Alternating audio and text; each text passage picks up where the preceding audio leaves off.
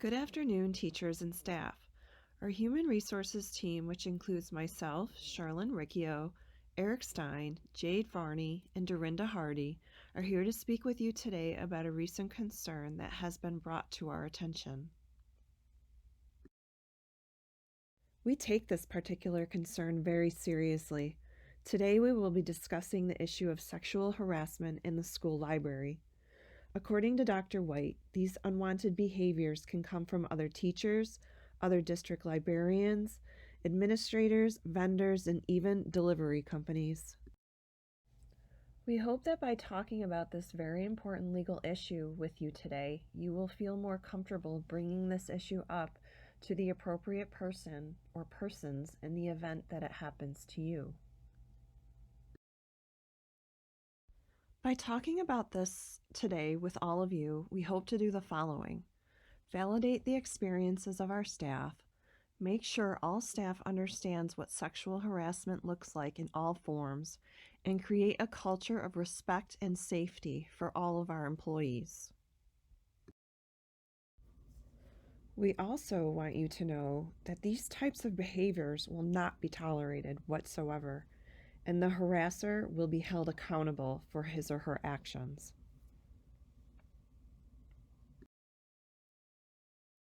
To begin, sexual harassment is widespread in the United States. According to data from national studies, 81% of women and 43% of men have experienced sexual harassment, while 1 in 4 women and 1 in 6 men have experienced sexual assault. Sexual harassment can be any type of behavior that includes the following: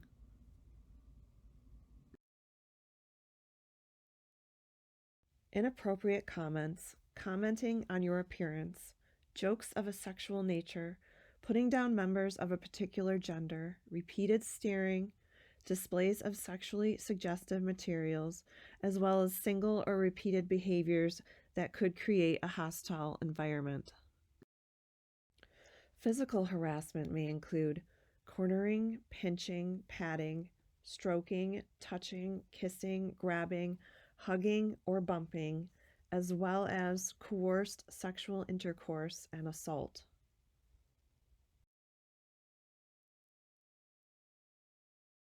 Another type of sexual harassment is called quid pro quo. This is where employment decisions are made based on an employee's submission to sexually harassing conduct. In this case, the harasser typically has some supervisory authority over the victim.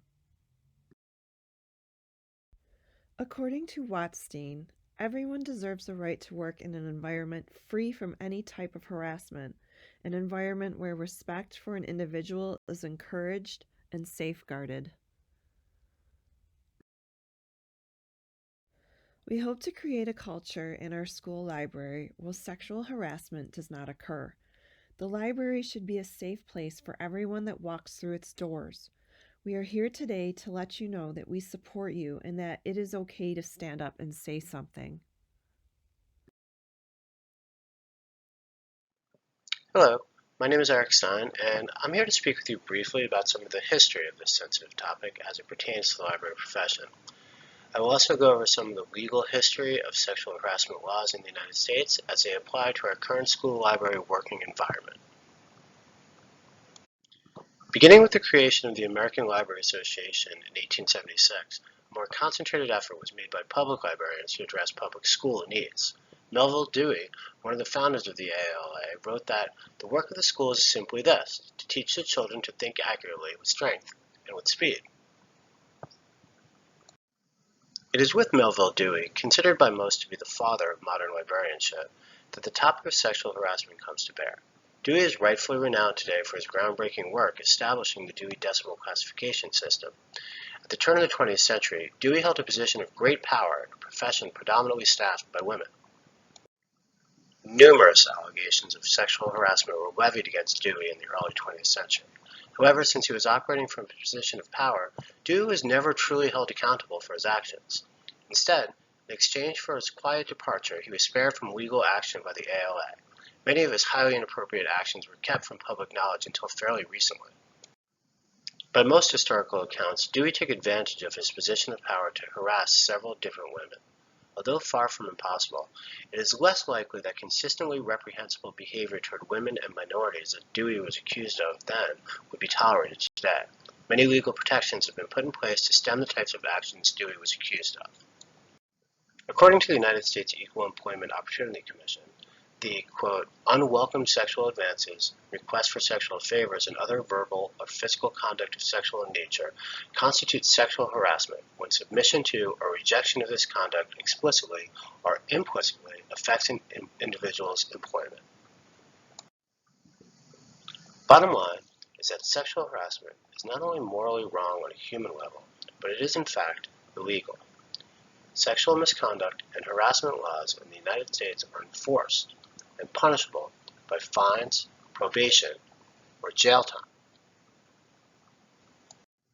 Title VII of the Civil Rights Act of 1964 reads, quote, it shall be an unlawful employment practice of an employer to discriminate against any individual with respect to his compensation, terms, conditions, or privileges of employment because of such individual's race, color, sex, or national origin. The Title VII law of the Civil Rights Act of '64 was originally put in place to protect workers from sexual discrimination, but has evolved to cover many different forms of sexual misconduct in the workplace. Sexual harassment is a form of sex discrimination that violates this law. This law offers protection to all employees working in all school environments.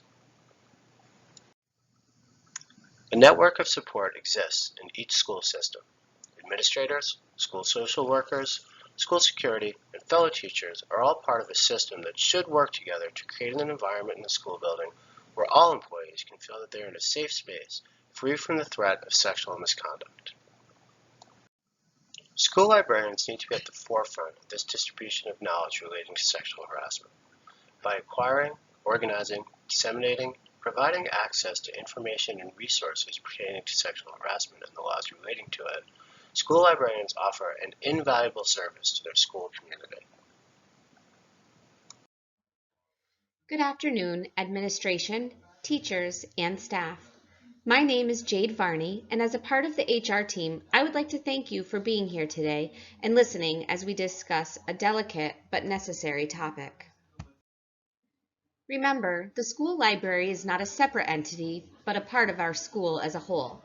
With that said, the library is often considered the hub or main gathering place of the school.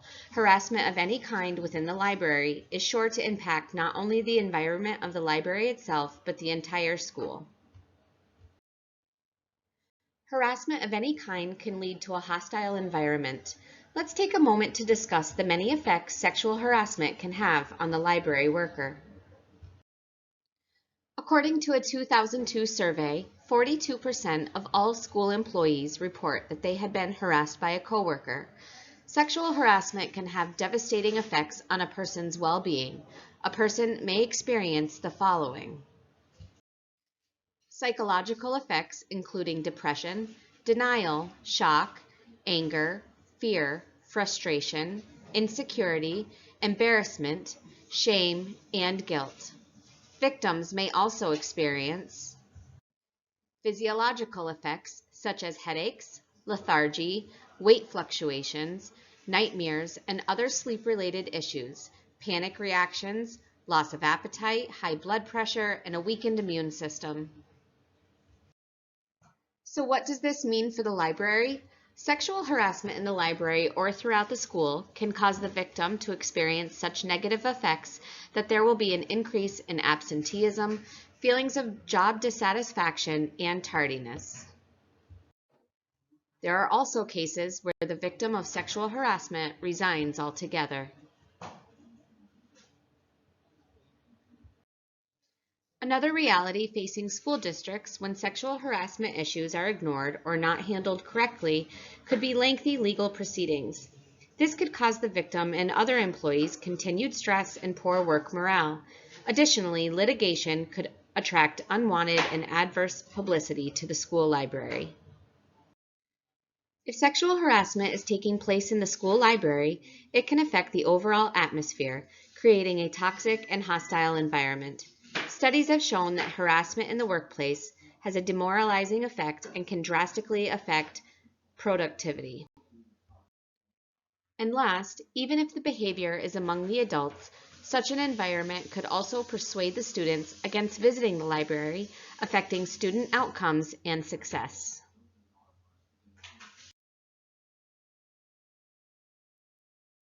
Hi, my name is Dorinda Hardy, and I am going to share with you how the library should respond to sexual harassment. Our goal is to educate you and prevent sexual harassment in the future.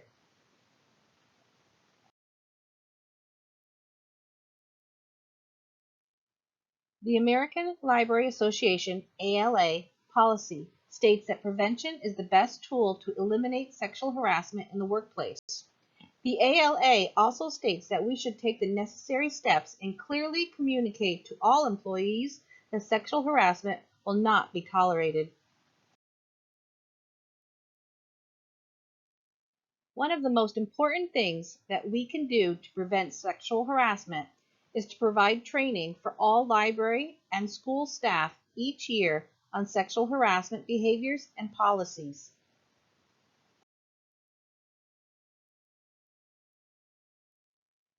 Through the training, we will address the need for school policies to be updated yearly and clearly state what is considered to be sexual harassment, cover reporting options, bystander training and intervention, and the consequences for offenders of our policies.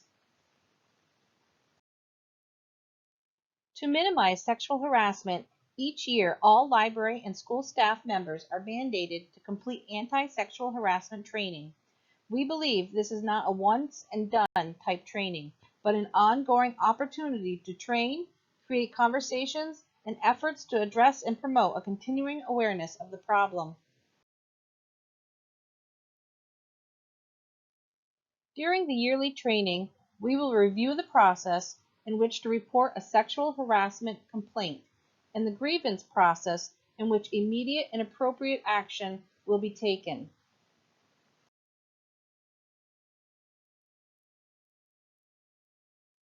Another way in which we can be proactive against sexual harassment is to create a task force in our school. This volunteer group will work closely with administration to prioritize training, raise awareness, and create a culture of safety and respect for our school staff. As we move forward, this anti-sexual harassment task force will brainstorm ideas, conduct surveys, promote training and awareness. They will seek to minimize the potential impact of sexual harassment in the library and the school community.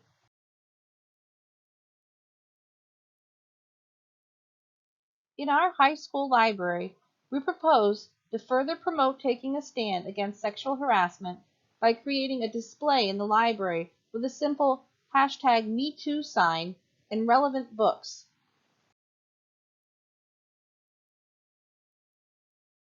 Our teenagers also deal with this topic, and we believe we need to teach them to speak up and stand against sexual harassment and sexual violence at a young age.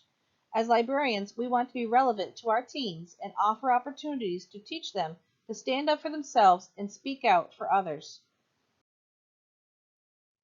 As we work together as a team, we believe we can create a culture in our library and throughout our school of mutual respect. Let us each do our part to make the library and our school a safe place for us to work in and our students to learn and grow.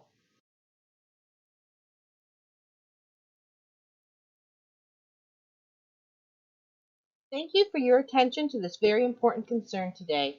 We hope that by addressing this issue and raising awareness, that we can eliminate sexual harassment and its potential impact for our library, its staff, and our entire school community.